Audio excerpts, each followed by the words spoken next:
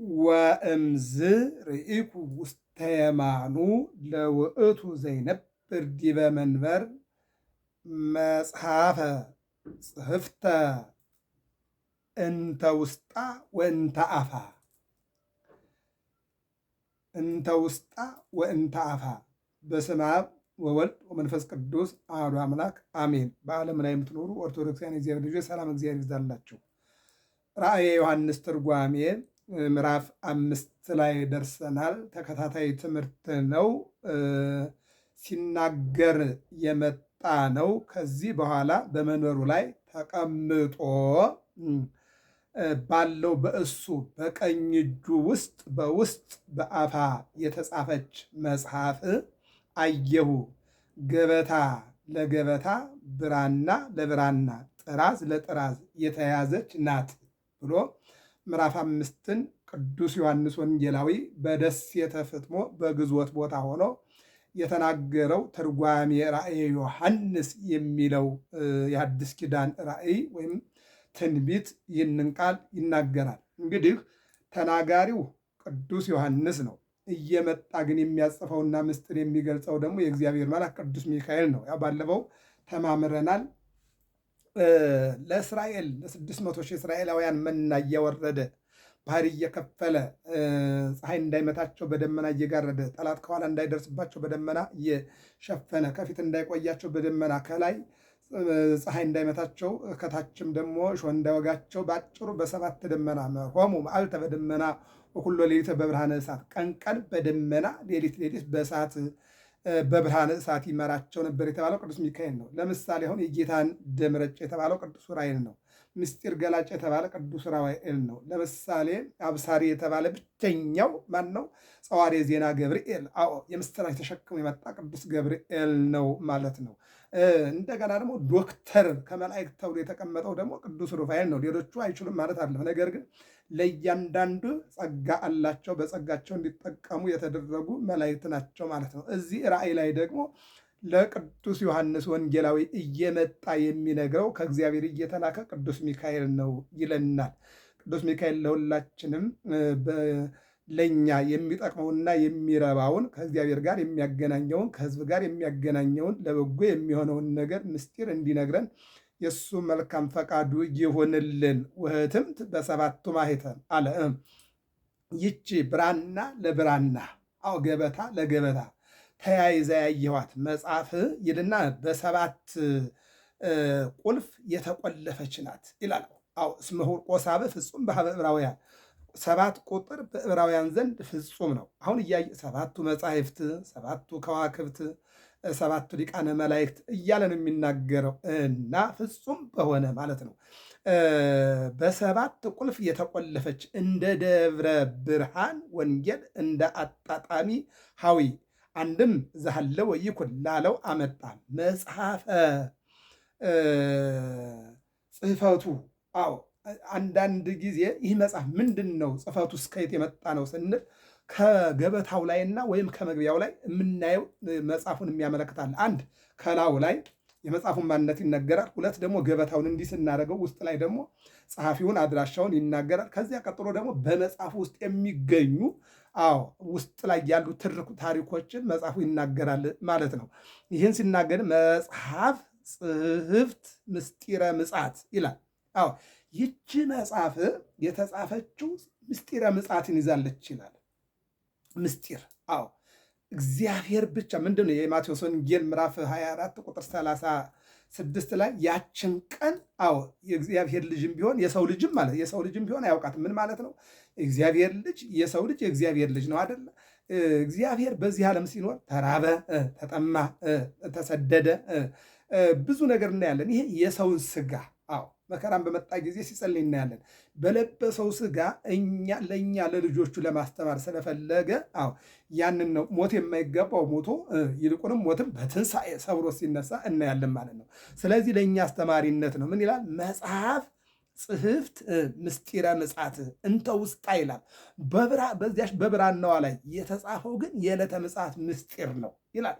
በነገራችን ላይ እግዚአብሔር 2 ነገር ከሰዎች አይምሮ ሰውሯል። አንደኛው ሰው የሚሞትበትን ቀን አያውቅም። ቢያውቅ ኑሮ ሰው ተበቃይ ነው፣ ይበቀላል። ሰው ተስፋ ይቆርጣል። አዎ ከሞትኩማ በዚህ ቀን ብሎ የራሱ እንትን ይላል። እንደ አንዳንድ ቦታ እንኳን ዶክተሮች በዚህ ቀን ትሞታለህ ቢሉ ሰው እየተጠራጠረ ነው የሚጠብቀው፣ ሊሆንም ላይሆንም ስለሚችል።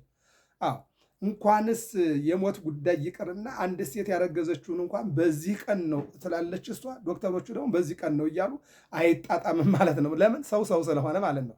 ይሄ የሞትን ምስጢር እግዚአብሔር ከሰው ሰውሯል ማለት ነው። ሁለተኛው የዕለተ ምጽአት ምስጢር ማለት ይህን ነው ምስጢር ያለው ባለራእዩ ዮሐንስ። ዕለተ ምጽአት በምስጢር ቅዱስ ሚካኤል አመጣና ለዮሐንስ ነገረው፣ ዮሐንስ ጻፈው። ስለዚህ እግዚአብሔር ከሰው አይምሮ የሰወረው ሁለት የሚባለው ይሄ ነው። አንዱ ሰው የሚሞትበትን እንዳያውቅ፣ ይሄ እግዚአብሔር የባህሪው ነው። ሁለተኛ ደግሞ ዕለተ ምጽአት ያስቀመጠው በሶስት ነገር ነው። ወይም በመጀመሪያው ወይም በመካከለኛው ወይም በመጨረሻው፣ በመቼ እንደሚመጣ ስለማታውቁ ተጠንቅቃችሁ ጠብቁ። ይሄ ነው። አዎ ግን ምልክት ሰጥቷል። በማቴዎስ ወንጌል ምዕራፍ 24 ላይ ስንመለከት የዕለተ ምጽአትን ጉዳይ አዎ እግዚአብሔር ምልክት ሰጥቷል። ለምን ከተባለ የሰው ልጆች አዎ ከመከራ እንዲድኑ ይልቁንም ደግሞ እንደማይቀር ሞት አይቀርምና ያን እንዲያውቁና ምንድን ነው የሚለው ሐሰተኞች ነቢያት ይመጣሉ አለ። አልመጡም። እኔ አምላክ ነኝ የሚል ይመጣል። እኔ ክርስቶስ ነኝ የሚል ይመጣል። ክርስቶስ ነኝ ብሎ ይመጣ የለም። መጥቷል። ኬንያ ላይ አይደል? እኔ ክርስቶስ ነኝ ብሎ መጥቷል። እኔ ማርያም ነኝ ብላ መጣች አለች። ይቀጥልና ደግሞ ምን ይላል? እንዲሁ ህዝብ በህዝብ ላይ መንግስት በመንግስት ላይ ጦርነት ይነሳል አለ። ወደ 26 ፖይንት ቃሎች አሉ። ነገር ግን እንደው የያዝነው ትርጓሜ ስለሆነ እዚያ የማቴዎስ ወንጌል ምዕራፍ 24 ላይ ሁሉ ተቀምጧል። የሐሰት ነቢያት፣ እኔ ክርስቶስ ነኝ፣ እኔ መምህር ነኝ፣ ጌታ በዚህ አለ፣ በአዳራሽ አለ፣ በተራራ አለ። ያር እንዲ አስፋልቱን ዛሬ ከደነው ኑ ተቀበሉ ኢየሱስን ጌታን ተቀበሉ እያሉ በየአስፋልቱ ቆሞ ድምፅ ዋጋ ይዞ ምነዊን ነው አይደል? ያ ነው አሁን ትንቢት እየተፈጸመ ያለው። ግን ምንድን ነው በመጀመሪያው በመካከለኛው በመጨረሻው በየትኛው እንደምመጣ አታውቁምና ሌባ በየትኛው ሰዓት መጥቶ እንደሚሰርቅ እንደማታውቁ ሁሉ ዕለተ ምጽአት በየትኛው ቀን እንደምትመጣ ስለማታውቁ ተጠንቅቃችሁ ታጥባችሁ በንስሐ በፍቅር በይቅርታ ጠብቁ የተባለው ለዚህ ነው ማለት ነው። ስለዚህ እግዚአብሔር ከሰው አይምሮ ሰወራቸው የተባለ የሰው የሚሞትበት ቀንና ዕለተ ምጽአት መቼ እንደሚመጣ ይሄ ከሰው አይምሮ ውጭ ነው ማለት ነው።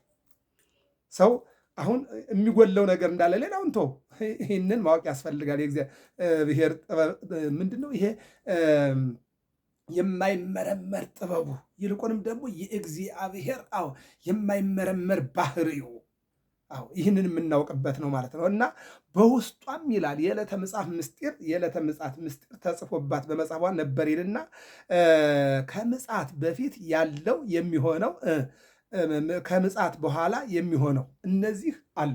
ከምጽአት በኋላ ከምጽአት በፊት የሚሆኑ ከምጽአት በፊት የሚመጣው ምልክቶች ከምጽአት በኋላ ደግሞ የሚሆነውን ነገር በዚህ መጽሐፍ ላይ እንዲጽፍ የእግዚአብሔር መልአክ አምጥቶ ቅዱስ ሚካኤል ለዮሐንስ ወንጌላዊ ነግሮት ነበረ። ለአቡ ቀለምሲስ ለዮሐንስ ወንጌላዊ ለተኦጎሎስ ነግሮት ነበረ። ፍቁረ እግዚእም ይባላል፣ ቁጽረ ገጽም ይባላል። እያንዳንዱ የተሰየመበት ስራ አለው። በስራ ነው። እንደዝሞ የወጣ ስም የለም። ዳቦ ተቆርሶ ወይም ማዘጋጃ ቤት ሄዶ የወጣ ስም አይደለም። በመከራውም በእውቀቱም በታምራቱም የተሰጡ ስሞች ናቸው ማለት ነው። እና ምን ይላል? ከምጽአት በፊት የሚሆኑት ነገሮችና ከምጽአት በኋላ ደግሞ የሚሆኑትን ነገሮች ሰብስቦ የያዘ መጽሐፍ ነው አለኝ ነው የሚለው። ሰብስቦ የያዘ መጽሐፍ ከመቼ? ከዚያ በፊትም ከዚያ በኋላ የሚሆን መጽሐፍ ነው አለ። ይህን ነው የሚናገረው። ምን ይላል? ከዘመነ ስጋዌ እስከ ዘመነ ተንባላት ያለውን ከዘመነ ስጋዌ እስከ ዘመነ ተንባላት ያለውን ዘመን አንድ ወገን፣ ከዘመነ ተንባላት እስከ ሐሳዌ መሲህ ያለውን አንድ ወገን፣ ከሐሳዌ መሲህ እስከ ምጽአት ያለውን አንድ ወገን አድርጎ ያንን በሐሳዌ መሲህ ዘመን ልክ ከሶስት ከፍሎ አንዱን በሰባት መንፈቅ እየቀመረ ያሳየዋል አለ። ለቅዱስ ዲሜጥሮስ ባሕረ ሐሳብ ይሄ በቤተክርስቲያናችን ትልቁ ትምህርት የሚባለው እስከ ዕለተ ምጽአት ድረስ የተቀመጠው ይሄ አቡሻክር እንበለው ባሕረ ሐሳብ እንበለው የዘመን መቁጠሪያ እንበለው አንድ ጊዜ ተቀምሮ የተቀመጠ ነው በመንፈስ ቅዱስ ማለት ነው። ይህን ለቅዱስ ጴጥሮስ የገለጸለት የነገረው ማለት ነው ቅዱስ ሚካኤል ነው። እንደውም ታሪኩ ላይ ስንመለከት 40 ዘመን ባለትዳር ሆኖ ከሚስቱ ጋር ሲኖር፣ ነገር ግን ቅዱስ ሚካኤል እየመጣ አዎ ያስተምራቸው፣ ያጽናናቸው፣ ይረዳቸው እንደነበረ ስሜታቸው እንዳይጎዳቸው ይልቁንም ደግሞ ምንም አይነት ሰይጣን መጥቶ እንዳያሰናክላቸውንና እስከ መጨረሻ ድረስ ለተዘጋጀለትና ለመጣበት ዓላማ ለተወለደበት ዓላማ ለክህነቱ ጵጵስናው እስከሚበቃ ድረስ የእግዚአብሔር መልአክ ጠብቀው ነበረ። ማን ነው እሱ? ቅዱስ ሚካኤል ማለት ነው። ይህን የሚናገረው። ስለዚህ አሁን በሶስት ከፍሎ ለምሳሌ ቅድም ምንድን ነው ያልነው? በመጀመሪያ፣ በመካከለኛ፣ በመጨረሻ በየትኛው እንደመጣ አታውቁም ማለት። ሌላ ምን እንውሰድ? ለምሳሌ ዓለምን በሶስት ነው ያመጣው። ምን ብለን ዓለም ምንድን ነበር? ውሃ ነበረች። ይቺ ዓለም ውሃ ነበረች። አንዱን ከፈለና ልበ ምድር አደረገው። ስንቆፍር ካፈር ቀጥሎ ያለ ውሃ ነው። አንዱን ክፍል ከመሬቱ በልበ ምድር አድርገው፣ ሁለተኛውን ላይ በስም አጠራር በዘልማድ ሰማይ የምንለውን ጠፈሩን ላይ አንዱን አረጋው ከላይ ማለት ነው። ሶስተኛው ውቅያኖስ ዳር በደመና ውሃ ጠቅሶ አምጥቶ በዝናብ አብቅሎ በፀሐይ አብስሎ የሚመገብበት ውቅያኖስ ውሃ። አሁን ዓለምን ያመጣት ከሶስት ባህሪ ነው። ከምን? አንዱን ውሃ ከልበ ምድር፣ ሁለተኛውን ከሰማይ፣ ሶስተኛውን በውቅያኖስ አድርጎ ለየና ደረቁን ባህሩን አድርጎ አመጥቶ ዓለምን ፈጠረ። ይሄ ነው ከሶስት። ለምሳሌ ነፋሳትን ከእሳት ከነፋስ አድርጎ አመጣና ከባህሪያቸው ነው። አሁን የባህሪ ጉዳይ ነው እንጂ መላእክት ስነ ተፈጥሮ የላቸው ባህሪያቸው። ውሃም እንደዚሁ ነው። ዓለም ውሃ ነበረ። በኋላ ግን አንዱን በልበ ምድር አንዱን ከላይ ጠፈር አደረገና አንዱን ውቅያኖስ አድርጎ ዓለምን ፈጠረ የሚለው ይተረጉማል ማለት ነው። ስለዚህ ምንድን ነው የሚለው? ከዘመነ ስጋዌ እስከ ዘመነ ተንባላት ያለውን ዘመን አንድ ወገን፣ ከዘመነ ተንባላት እስከ ሐሳዌ መሲህ ያለውን አንድ ወገን፣ ከሐሳዌ መሲህ እስከ ምጽአት ያለውን አንድ ወገን አድርጎ ያንን በሐሳዌ መሲህ ዘመን ልክ ከሶስት ከፍሎ አንዳንዱን በሰባት መንፈቅ እየተረጎመ ያሳየዋል። እንዲህ ግን ስለሆነ የፊቱን ወደኋላ የኋላውን ወደፊት ያደርጋል፣ ያቀዳድማል፣ አንድም ሁሉም በሁሉ እየገባ ይተረጉማል ይላል። ማን? ቅዱስ ሚካኤል ለዮሐንስ ወንጌላዊ ይነግረዋል። ዮሐንስ ወንጌላዊ ደግሞ ይጽፍ ነበረ ይላል። ይጽፍ ነበረ ይላል። እኔ በነገራችን ላይ እግዚአብሔር በቅዱሳን ነቢያት ላይ በሐዋርያት ላይ ይህንኑ ምስጢር ሲገልጽላቸው ነበረ። አይደለም እንዴ? ይገልጽላቸው ነበር፣ ያሳያቸው ነበረ። ያ ነው እኮ አሁን ምንድን ነው መጽሐፍ ለመጻፍ አባቶቻችሁን ሱባኤ ገብተው ጸልየው ነው። እንደገና መጽሐፉ ከተጻፈ በኋላ እንደዚህ ወደ እሳት ይጥሉታል፣ እሳቱ ውስጥ ይወጣል፣ ወደ ውሃ ይጥሉታል፣ ከውሃው ይወጣል። ከዚያ በኋላ ነው ይሄ እግዚአብሔር የወደደው መጽሐፍ ነው ብለው አሁን እነ ባሕረ ሐሳብ ወንጌል በመሆን እነዚህ ሁሉ የመጡት ከዚያ ነው።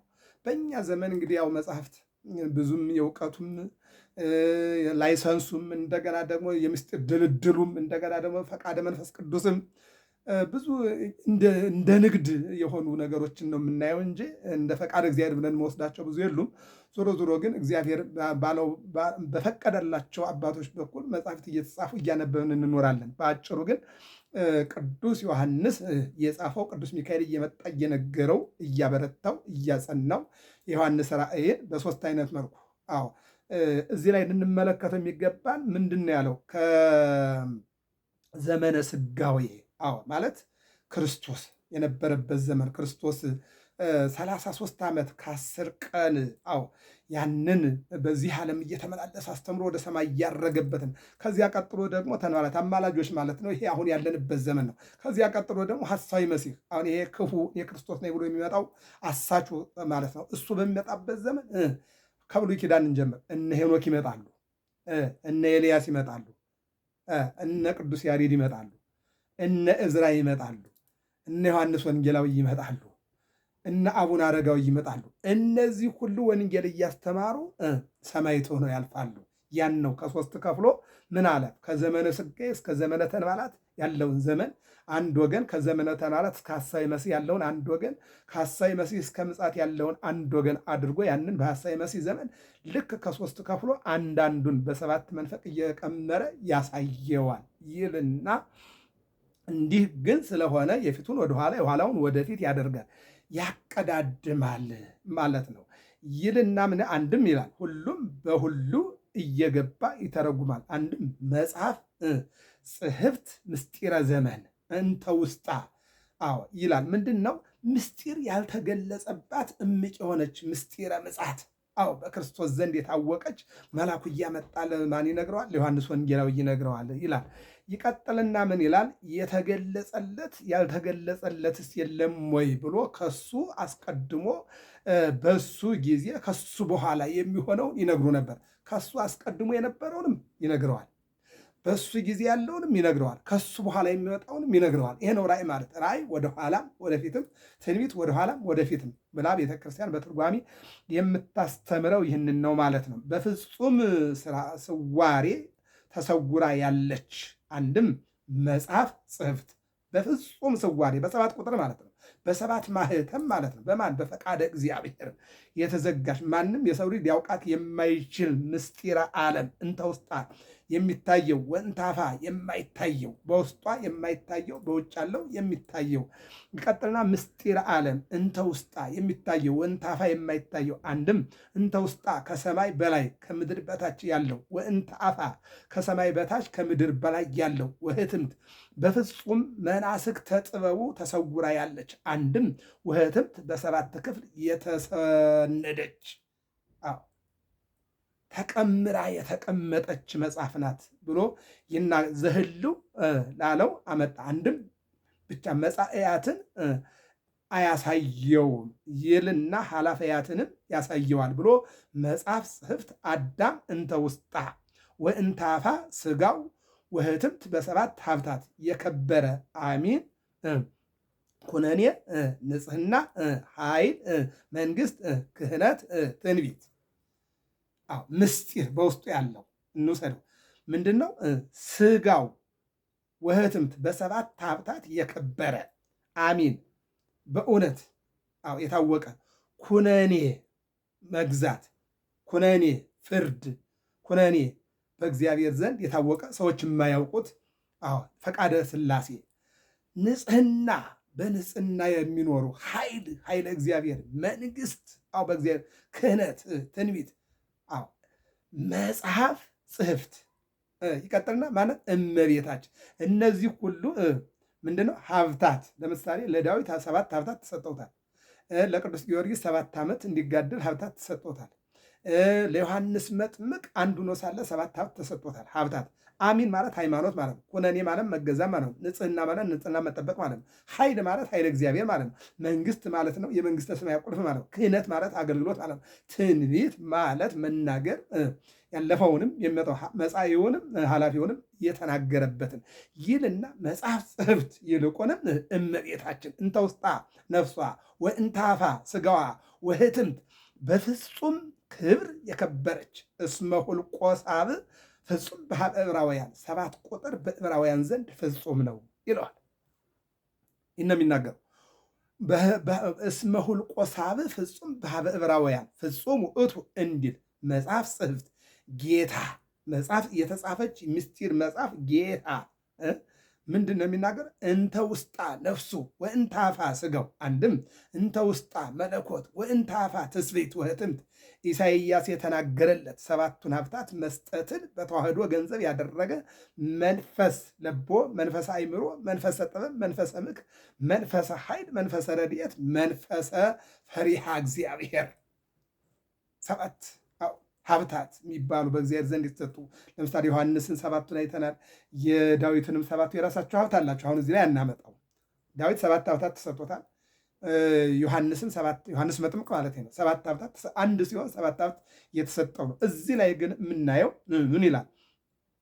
ትስብእት ወህትምት ኢሳይያስ የተናገረለት 7ቱን ሀብታት መስጠትን በተዋህዶ ገንዘብ ያደረገ እኔው መንፈሰ ለበወ ልብ የሚያደርግ መንፈሰ አእምሮ እንድናስብ የሚያደርግ መንፈሰ ጥበብ የጥበብ መንፈስ መንፈሰ ረድኤት ረድኤትን የሚያድል መንፈስ መንፈሰ ፈሪሃ እግዚአብሔር እግዚአብሔርን መፍራት የሚሰጥ ቀዳሚሃ ለጥበብ ፈሪሃ እግዚአብሔር የጥበብ መጀመሪያዋ እግዚአብሔርን መፍራት ነው እንዳለ ቅዱስ ዳዊት እንዳለ ሰሎሞን በምሳሌ ምዕራፍ 1 ቁጥር 7 ላይ ይለናል። ወርኢኩ መልአክ አብይ ይጸርህ ወይ ይብል በቃል አብይ ለመኑ ይደሎ ይክስታ ለዛቲ መጽሐፍ። ግሩም መልአክ በታላቅ ቃል እንዲህ አለኝ ይላል። ግሩም መልአክ በታላቅ ቃል አሰምቶ ሲናገር ሰማው። የመልአኩን ቃል እንድንሰማ እግዚአብሔር ይርዳን። እመቤታችን ተአምነቶ ማርያም በአምሳለ ገብርኤል መልአክ መጣና ቅዱስ ገብርኤል አልወሲሶ በእዝና ኩሎ ዘልሃኮ ነገራ ሳይጨምርም ሳይቀንስም ከላከው የሚበልጥ መልእክተኛ የለም፣ ከተነገረም የሚበልጥ መልእክት የለምና በጆሮዋ ነገራት ይላል። ይህንን ነው የሚናገረው። ምን አለ? ግሩም መልአክ በታላቅ ቃል አሰምቶ ሲናገር ሰማሁ። ምስጢረ ምጽአትን ሊቃውንት ሊመረምሯት ገንዘብ ሊያደርጓት ለማን ይቻለዋል? ምስጢረ ምጽአትን ምስጢረ ምጽአት ንግረነ ማይዜ ይከውን ምጽአትከ ወለህልቀት ዓለም። ሐዋርያት እኮ ጠይቀዋል እኮ ምጽአትን መቼ ይሆናል? ዓለም የሚያልፈው መቼ ነው ብለው የማቴዎስ ወንጌል ምዕራፍ 24 ሐዋርያት ሲጠይቁ ምልክቱን የነገራቸው እንጂ ቀኑን አልነገራቸው። እንደውም የሰው ልጅን ቀኖችን ለማየት ትፈልጋላችሁ፣ ነገር ግን አታዩትም፣ አትደርሱም። እንደ ነቢያትም እኮ እችን አሁን ያለንባትን ሮቅሰር ይዋወታም ህዋው አይመሩ ከማገሮሙ ኢቲ ገነት ኢቲ ነቃ ገነት አዘቅተ ማየ ህይወት ማይደር ለንጹሐን። መጀመሪያ ይህንን አዲስ ኪዳኑ፣ ከዚያ ቀጥሎ ደግሞ የአዲስ ኪዳን እመቤታችን ናት። ከዚያ ቀጥሎ እመቤታችን አዩ፣ ቀጥሎ አዲስ ኪዳን አዩ፣ ከዚያ ቀጥሎ መንግስተ እግዚአብሔር ናዩ። ይህንን የሚናገር ልማትመረመር ይልቁንም ደግሞ የሰው ልጅ ሊደርስባት የማይችል ጠበ እግዚአብሔር ይህንን የሚለው ይፍታህ ባሕተሚሃ ወይፍታህ ባሕተሚሃ። ይህች መጽሐፍ ሊገልጻት ቁልፏን ሊፈታት ማለት ምስጢረ ምጽአትን ሊመረምራት ሊያውቃት ለማን ይቻለዋል? ምስጢረ ምጽአት በዚህ ቀን ይመጣል፣ በዚህ ቀን ዓለም ያልፋል። በነፋስ ኃያል ተቀጠቅጧል ለአሕማረ ተርሴስ። በነፋስ ይህን ዓለም መቼ ትበትነዋለህ ወይም መቼ ትሰበስበዋለህ ብሎ የሰው ልጅ ሊጠይቅ ይችላል እንጂ መቼ ነው ብሎ ማወቅ አይችልም። ቅድም ተናግረናል። ከሰው ልጅ የተሰወረ ሌላ አንድ ድጓን እንውሰድ። አመ ይፈጠራ እግዚአብሔር ለምድር ይዜንዎ ለሰማይ ወይተማከረ ምስለ መላእክቲሁ ወተከለ ሰለስተ ጽሕወት በዲበ ምድር ይላል። እግዚአብሔር ዓለሙን ሲያመጣ ከማንም ጋር አልተመካከረም። በቃ ባጭሩ ዓለምን ሲጠቀልለውም ከማንም ጋር አይመካከርም ነው። ተዘጋ። ምን አለ? ይህች መጽሐፍ ሊገልጻት ቁልፏን ሊፈታት ማለት ምስጢረ ምጽአትን ሊመረምራት ሊያውቃት ለማን ይቻለዋል? ሌላ እንውሰድ። በእንተ ሔዋን ታጽሖተ ገነት ከ7 ዓመት በኋላ ሔዋን በለስን በልታ አዳምን አብልታ በሔዋንና በአዳም ስህተት ገነት ተዘጋች። የሐሙስ ውዳሴ ማርያም ላይ እንምጣ። በሔዋን ምክንያት የገነት ደጅ ተዘጋ። ይህ ታውቋል። 7 ዓመት ሲሆናት ነው። ነገር ግን ምንድን ነው? ከአዳምና ጌታ በዘፍጥረት 3:9 ላይ በሐሙስ ዕለት ወበመንፈቃ ለዕለት ትወለድ ወለትከ ወድቅስተ በርብከ 5500 ዘመን ሲፈጸም ከሰማይ ሰማያት ወርጄ ከድንግል ተወልጄ አድንሃለሁ። ይህንን ግን የሚያውቅ አልነበረም። መቼ እንደሆነ የሚያውቅ የለም። እሺ መጣ፣ ከድንግል ማርያም ተጸነሰ፣ መጣ፣ ተወለደ፣ መጣ፣ ተጠመቀ፣ ቀራንዮ ላይ ተሰቀለ።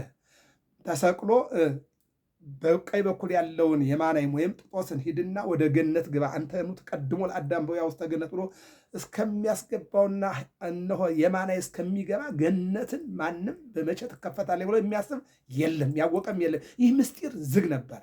ነገር ግን በሔዋን ምክንያት ሞት መጣ፣ በእመቤታችን ሕይወት ተገኘ። በሔዋን ምክንያት የገነት ደጅ ተዘጋ፣ በድንግል ማርያም ተከፈተ። በሔዋን ምክንያት ዕፀ ሕይወትን አጣን፣ በድንግል ማርያም ዘውእቱ ሥጋው ለክርስቶስ የክርስቶስን ሥጋ አገኘን ይለን። ይሄ ባጭሩ ጌታችን መጥቶ በመስቀል ላይ ተንጠልጥሎ ደመ መለኮቱን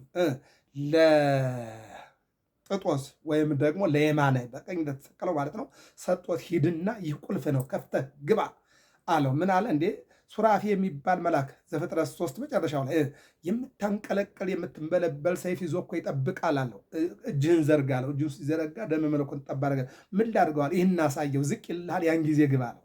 አንተኑ ተቀድሞ የሚለው እዚህ ላይ ይመጣል ማለት ነው። እንደውም ሊቁ ምን ይላል? ፈያታዊ ዘየማን መኑ መሐረኮ መኑ ነገረከ አንተ የበረሃ ወንበዴ በመስቀል ላይ በመንግስት ሐሰበይ ብለህ እንድትጠይቀው አምላክ መሆኑን የሚችል መሆኑን መሐሪ መሆኑን የዓለም ጌታ መሆኑን ማን ነገረህ አለው። ማን ነገረህ? መኑ ነገረህ እኮ መኑ ማረክ ማን አስተማረህ አለው። ቀጠለና ነቢያተ ያተትኩ አለ። የነቢያትን ትንቢት አልመረመርኩም አለ። ወሐዋርያተ ይተሮኩ ከሐዋርያት ጋር በዋሉበት አልዋልኩም፣ ባደሩበት አላደርኩም፣ ምስጢር አላደራደርኩም፣ አልተማርኩም፣ አላወኩም አለ። አላ ፀሐይ ቀጸበተኒ ፀሐይ ግን ጨለማ ስትሆን ነገረችኝ አለና ኃይለ መስቀሉ መድኃኒት ኮነኒ የእሱ መስቀል ለእኔ መድኃኒት ሆነኝ አለ ይላል እና ሄዶ ገነት ገባ። ጌታ ሂድ ግባ እስከሚለው ድረስ የገነትን ደጅ በዚህ ጊዜ ትከፈታለች ብሎ የሚያስብና የሚያቅና ያነበበ አልነበረም ነው። ይቀጥላል። ወአልቦ ዘክለ ከሲቶታ ለይቲ መጽሐፍ ወኢርእዮታ ያችን መጽሐፍ ገልጦ ሊያያት የተቻለው የለም ማለት ምስጢረ ምጽአትን ሊያውቃት ሊመረምራት ገንዘብ ሊያደርጋት የተቻለው የለም። ይህ በሰማይ አሁን ደግሞ ወደ ዋናው ምስጢር ደግሞ መጣ። ደግሞ ይህ በሰማይ አለ። ለዚህ ነው እዛ የማቴዎስ ወንጌል ምዕራፍ 24 ላይ መላእክትም ቢሆኑ የሰው ልጅም ቢሆን ያለውን ነው የሚያመጣው። እዚህ ጋር የሰው ልጅ ያለ እግዚአብሔር ልጅ ነው ራሱን ነው በስጋ ስለለበሰ ያው የኛ ስጋ የሚያውቀውም የማያውቀውም ባህሪ እንዳለ ለማመልከት ነው እና አምላክ ሰው መሆኑ ፍጹም ሰው መሆኑ ፍጹም ሰው ፍጹም አምላክ መሆኑን ለማሳየት ስለተፈለገ ነው። አሁን ምን አለ? ይህ በሰማይ መላእክት ቢሆኑ አንድም መላእክት ሆኖ ወኢ በምድር ደቂቀ አዳም ሆኖ ወብዙሃን እለበከዩ ያዘኑ ያለቀሱ ብዙ ናቸው። ወአነሂ ምስሌሆሙ በከይኩ ያለበት ነው። እኔም ከሳቸው ጋር አዘንሁ ያለቀስሁ። ልጅነት በታጣበት ወራት ከሳቸው ጋር እንዳለ ሆኖ ያዝናል ያለቅሳልና ኢ በሰማይ በመላእክት ወኢ በምድር በሰው ልጆች ወብዙሃን እለበከዩ ብዙዎች ካለቀሱት ወይም ባለቀሱት በኩል ሁሉ ይሄ አልታወቀም፣ ሊታወቅም የሚችል አይደለም የሚለውን ተረጉሟል። እስመ አልቦ ዘተረክበ ዘይደሎ ይክስታ ለይቲ መጽሐፍ ወይም ደግሞ ይክስታ ይገልጣት ዘንድ ይከስታ ለመግለጥ ይገልጣት ዘንድ ይግለጣት እያለ ይክስታ ይከስታ ይገልጣት ዘንድ ይክስታ ይግለጣት የሚል ነገር ነው። ግን በአጭሩ እዚህ ጋር ይክስታ ነው የሚለው ለይቲ መጽሐፍ ያችን መጽሐፍ ገልጾ ሊያያት የተቻለው የለምና አለ። ምስጢረ ምጽአትን ሊያውቃት ሊመረምራት ገንዘብ ሊያደርጋት የተቻለ የለምና ምጽአትን ሊመረምር ሊያውቅ የቻለ የለምና ይላል። ይችን መጽሐፍ ሊገልጻት ቁልፏን ሊፈታት የቻለ የለም። አንበሳ ወልደ እግዚአብሔር ነው። ሞዓ አንበሳ የሚለውን ያን ዳንኤል የተናገረውን ያመጣዋል። አንበሳ ወልደ እግዚአብሔር ነው። ከይሁዳ ወገን ከሚሆን ከዳዊት ባህሪ የሚሆን ወልደ እግዚአብሔር ምጽአትን ሊቃውንት ሊመረምሯት ገንዘብ ሊያደርጓት